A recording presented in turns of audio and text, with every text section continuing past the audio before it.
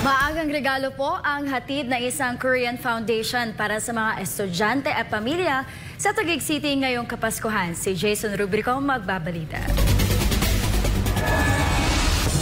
Isang araw na puno ng saya at sorpresa ang handog ng isang Korean foundation para sa ilan nating mga kababayan sa Taguig City nitong Biyernes ng umaga. Katuwang ang kapulisan ng Taguig na mahagi ang Always With Us o AWO Foundation ng mga pang Noche Buena para sa higit 1,000 pamilya mula sa 28 barangay ng Taguig. Nasa kabuuang 5,000 kilogram ng bigas din ang kanilang ipinamahagi. 이번에 코로나로 상당히 힘에 겨웠던 그 저소득층 여러분들에게 힘을 내시라는 메시지를 보내고 앞으로 저희 슬로건과 함께 항상 우리와 함께하는 그리고 항상 여러분들 곁에 우리가 함께 있는 그런 훌륭한 재단으로 여러분들을 위한 재단으로 만들겠습니다. 감사합니다.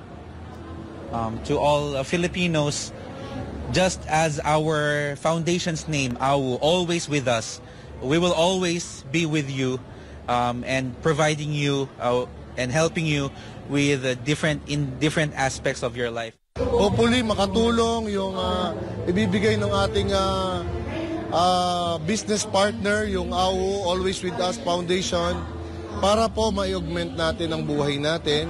And of course, sana maligayang Pasko natin at masagana for the incoming years.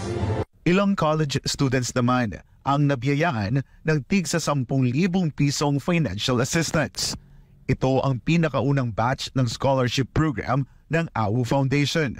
Anila, mas palalawakin pa nila ang programa sa susunod na taon. 지금은 초창기이고 첫 수요 시기이기 때문에 금액은 아주 적습니다. 1인당 10,000페소인데 내년에는 좀 더 금액과 인원을 확대시킬 예정으로 있습니다. Since this is our first donation of scholarships and this is our first event for the scholarship, the amount and the students are quite low. It's 10,000 pesos per student, but in our future donations, we will have more students and bigger scholarships. Pinaabot naman ng mga estudyante ang kanilang pasasalamat sa financial assistance na ibinigay ng AWO Foundation. Thank you sa AWO Foundation dahil nabigyan kami ng opportunity gaya nito para po maging tulong sa aming mga estudyante. Thank you very much po to the big boss, to the CEO po. Thank you very much. Kamsahamnida.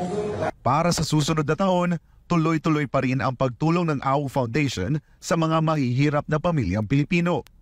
Tututukan nila ang pagpapatayo ng mga condo units na parerentahan sa mga mahihirap na pamilya. 저는 이제 아우재단 프레지던트입니다. 한국에서 온 이승찬이라는 사람입니다. 내년에 저희 아우재단이 빈곤층을 대상으로 집이 없는 무주택자를 대상으로 아주 저렴한 임대 아파트를 1,000세대를 먼저 마닐라시에 공급할 예정으로 있습니다. And the biggest project that we'll be doing for next year would be developing a 1,000 room condo, and this will be prioritized to be rented in a very low cost to the low-income families.